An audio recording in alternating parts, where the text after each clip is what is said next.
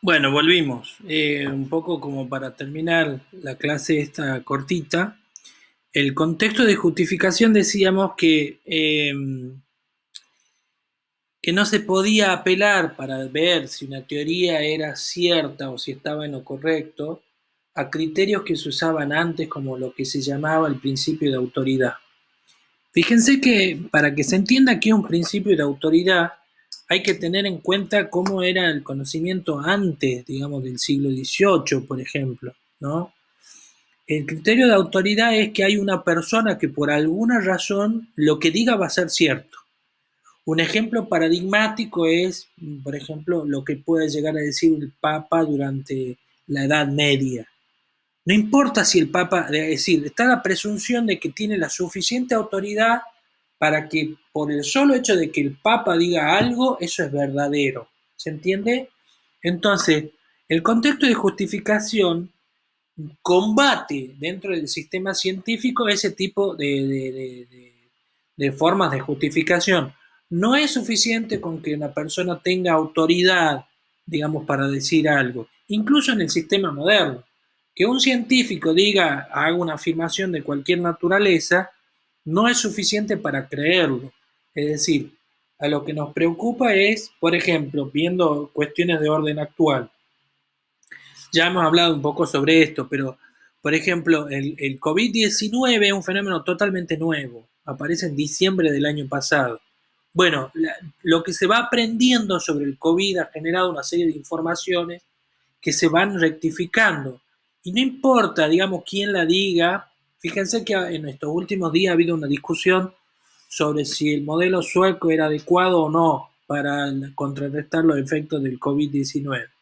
Bueno, y han aparecido. ¿Quiénes aparecen? Aparecen epidemiólogos, aparecen gente, infectólogos, en fin, aparecen médicos que supuestamente son autoridades y dan su opinión sobre eso.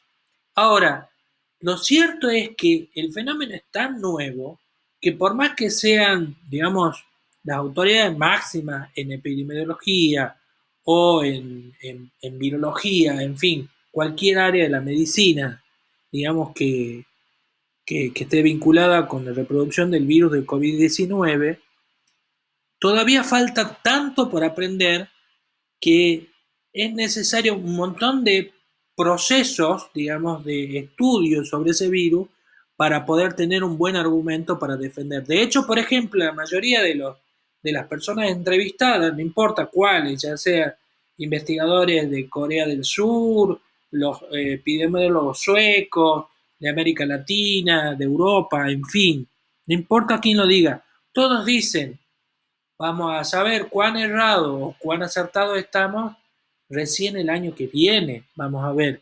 ¿Era una buena idea hacer una cuarentena? No lo sabemos ahora. ¿Por qué no lo sabemos? Porque puede ser que la cuarentena, como la estamos llevando en la Argentina, esté funcionando, pero por razones equivocadas a las que creemos que está funcionando.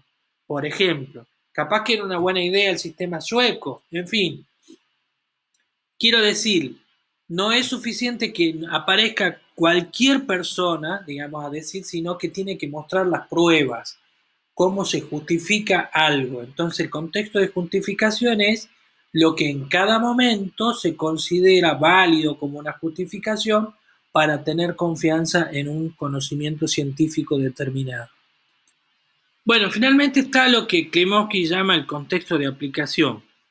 Estos tres contextos obviamente están, los tres están relacionados. El contexto de aplicación va a la pregunta de cómo se pasa de la teoría a la práctica. En algunas disciplinas eso es más complicado o más riesgoso que en otras.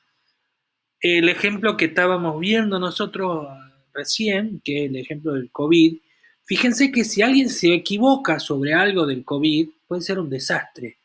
Es decir, si hay una teoría que dice que el COVID, por ejemplo, no sé, supongamos que haya alguien que diga, una teoría que diga, el COVID-19 no se transmite por contacto, por ejemplo, supongamos, o el COVID-19 solamente puede permanecer en una superficie, no sé, 30 minutos. Después de eso, muere, supongamos. Esa sería una afirmación del tipo de la que hacen los científicos. Bueno,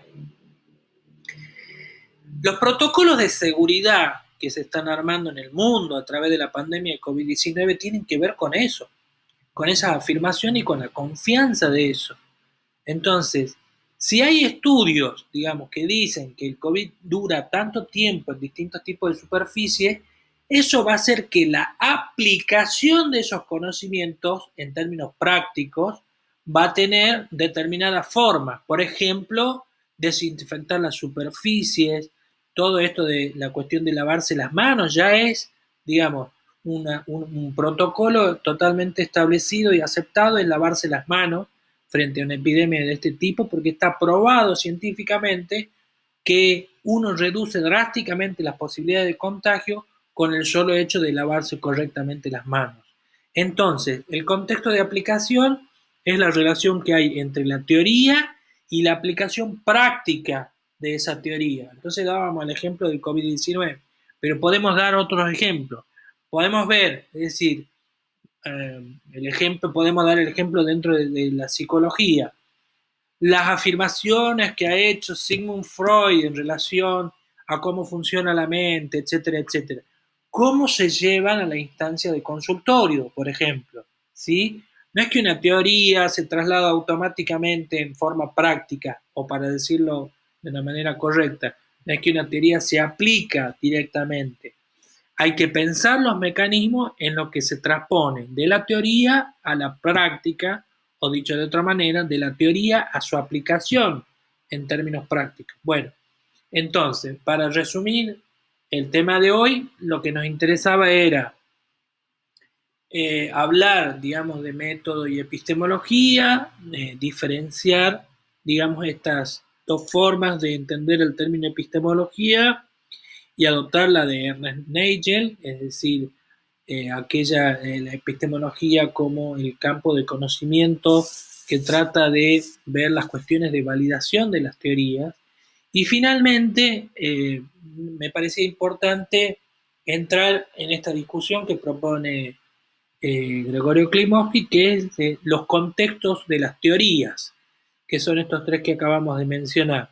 Cómo influye el descubrimiento de algo como conocimiento científico en relación con el momento histórico, ¿sí? El segundo, el contexto de justificación es cómo es que en cada momento se considera válido o no un conocimiento científico determinado. Y el último, el contexto de aplicación, es cómo se va de la teoría a la práctica o cómo se va de la teoría a la aplicación práctica de esa teoría. Y los ejemplos que hemos dado, bueno, hemos hablado un poco de COVID-19 y hemos hablado un poco de Sigmund Freud y cómo las teorías del psicoanálisis van a ser trasladadas a la instancia de consultorio, ¿sí? Bueno, vamos a dejarlo acá. Me interesaba solamente, esta es una clase bastante corta en relación a otras. En la próxima clase vamos a trabajar con el texto de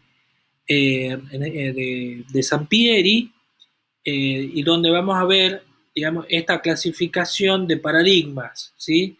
Los cualitativos, los cuantitativos y los sistemas de investigación mixta, ¿sí? Ese es un segundo texto introductorio y después lo vamos a ir complejizando un poco más. Los que quieran y se animan y estén con onda pueden ir leyendo el texto ya de Sampieri, que está señalado en la bibliografía, para poder seguir mejor la clase.